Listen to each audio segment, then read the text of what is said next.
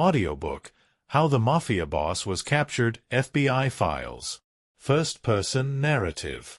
Chapter 1. The Night They Took My Power. Night has a sound. Not silence, people think that, but a vibration, a kind of pressure on the ribs that lets you know something is about to break. That night, the night everything in my empire collapsed, the sound was a low electric hum in the walls of the warehouse, the kind that usually comforted me. I had built a kingdom on that hum: money, fear, loyalty. But as I walked through the narrow corridor toward my private office, I felt something shift. My instincts twitched like an animal smelling smoke long before seeing flames. I should have listened sooner. I should have turned back. But power blinds a man, especially a man like me. My name, at least the one the FBI plastered across newspapers, was Marco DeLuca, boss of the largest crime syndicate on the eastern coast.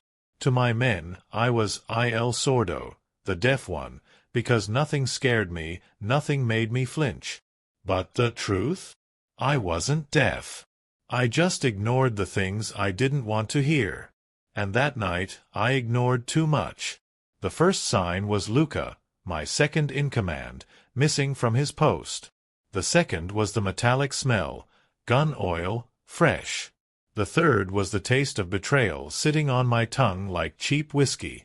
Then I heard it. 3 sharp knocks on steel. Not a signal. Not any signal we used. I stepped forward slowly. The hallway lights flickered. I could hear my own pulse, steady but rising, like a drum announcing defeat. My hand moved to my gun, but I never got to pull it. The wall exploded. Flashbang. Tactical entry.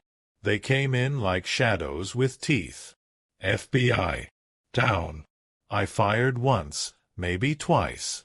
I can't even remember. Hands grabbed my arms, crushed my wrists, slammed my face to the concrete. For a moment I tasted dust and blood together, a mix I'd known too well in my early days of the business. I heard something else too, a voice. A woman's voice. Come. Close. Subject secure. I didn't see her face then, not yet. But I remembered the softness in her tone. Soft voices are dangerous. They stay in your memory longer than screams. As they dragged me through the warehouse I'd once owned, now crawling with agents, I realized the impossible. Someone inside my family had talked. Someone had sold me. And even worse, they had timed it perfectly. My empire fell in a single night. But the real story, the one that brought me to this moment, started much earlier. And it began not with guns, but with a woman. A woman who would later save my life. But not yet. Not here. Back then, I didn't even know she existed. Chapter 2. The Garcon Who Saw Too Much. Her name was Elena. And she was never supposed to matter. Before the fall, before the betrayal, before the handcuffs and the prison walls, there was only a bar. A small, dimly lit place near the docks where I liked to go to disappear. The owner didn't ask questions, the drinks were strong, and the shadows were deep enough for a man like me to blend into. Elena worked there. A waitress. A ghost in black jeans and tired eyes. A girl who knew how to move quietly even when the place was full of shouting longshoremen. I noticed her before she noticed me. She carried sadness like other people carry jewelry, visible, undeniable, almost elegant. But she also had something I didn't understand at first, a stubborn spark of life that refused to die, no matter how heavy the world around her seemed. One night, when the bar was nearly empty, she approached my table. "Another drink?" she asked. Her voice struck me immediately. Not because it was beautiful, though it was, but because it didn't tremble. Most people in this city knew who I was. And even those who pretended not to know always revealed themselves in their tone. Fear makes vowels shorter, breaths quicker. But Elena sounded steady. "You're new," I told her. 3 weeks, she said. Long enough to learn not to spill whiskey on the wrong crowd. I almost smiled. Almost. For weeks, she served my drinks. For weeks, I pretended I didn't notice how her eyes lingered on me a second longer than they should. For weeks, I tried to ignore how she looked like someone who had survived something she never talked about. Then came the night everything shifted. A rival crew sent a message. 2 men walked into the bar with the grace of predators pretending to be customers. Ordinary people didn't notice. Predators recognize predators. I saw the bulge under the jacket. I saw the stiffness in their shoulders. Elena saw it too. But instead of freezing, she walked right to my table. She leaned close. Too close. Her voice barely brushed my ear.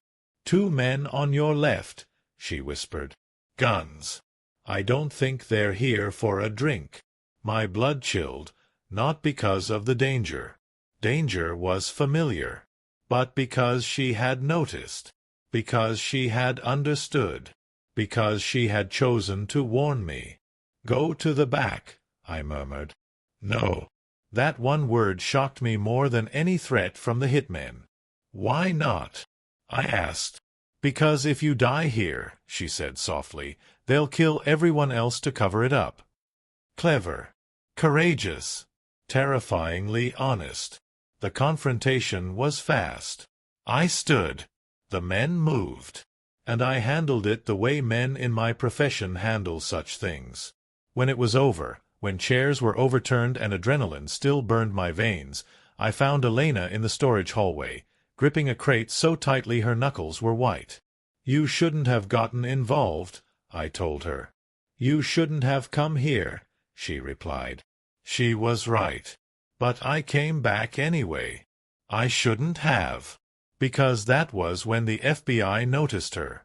And that was when everything began to unravel. Chapter 3.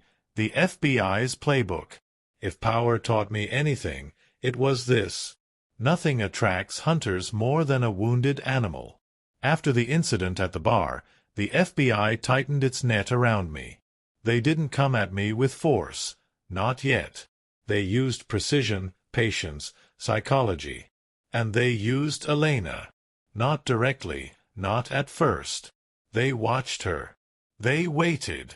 They studied the pattern of my visits, the subtle changes in my behavior. They knew I trusted very few people. So when they saw me trust her, even in the smallest ways, they sharpened their knives. I didn't know it then, but Elena was approached, interviewed under the guise of routine questioning. Any other woman would have run, panicked, distanced herself from me. Elena didn't. She came to me the next night, hands shaking from the cold or maybe from fear. They asked about you, she whispered. Who? The FBI. My jaw tightened. I felt an old, familiar rage rise in my chest. What did you tell them? She looked hurt, not scared, but hurt. Nothing. I'm not stupid, Marco. I know what men like you do. I also know what men like them do. Her honesty disarmed me more efficiently than any weapon could. I should have cut ties. I should have protected her by staying away. Instead, I kept coming back.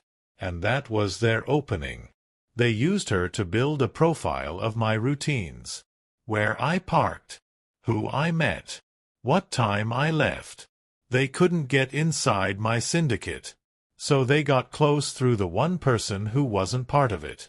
And while I was busy protecting Elena from my enemies, I didn't realize the FBI had become the biggest one. Everything accelerated the night Luca betrayed me. He delivered the final pieces the FBI needed. And they planned the raid, the one that took everything. But here's the part no one knows. That night, as they dragged me through the warehouse, I heard a voice outside. Her voice. Elena. I muttered as agents shoved me forward. I didn't see her. But I heard her arguing with an agent, frantic. You can't take him like this.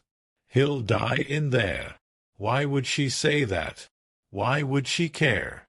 The answer came months later. inside a cold prison cell where men like me go to disappear, and where Elena would soon save my life in a way no one could have predicted. Chapter 4. The Waitress Who Saved a Monster. Prison changes a man. Even a man like me. The walls were thick, but the silence was thicker. The air tasted of iron and old regrets. My empire was gone, my name plastered across every newspaper, my allies scattered, my enemies emboldened. And then there was Elena. She came to visit. Not once. Not out of curiosity. But often. Her first visit was hesitant. She stood on the other side of the scratched plexiglass, eyes wide but steady. "You shouldn't be here," I told her. "You protected me," she said. "Now let me return the favor." I laughed, a short, bitter sound. "There's nothing you can do." "You're wrong." Those 2 words would change everything. Over the next weeks, she uncovered pieces of the truth, things I didn't know. Luca hadn't just betrayed me. He had framed me for crimes committed by a rival crew. Evidence was planted. My communications had been forged.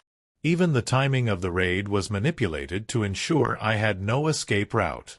The FBI wasn't malicious. They had been misled. Used. Played like puppets. Elena found the strings.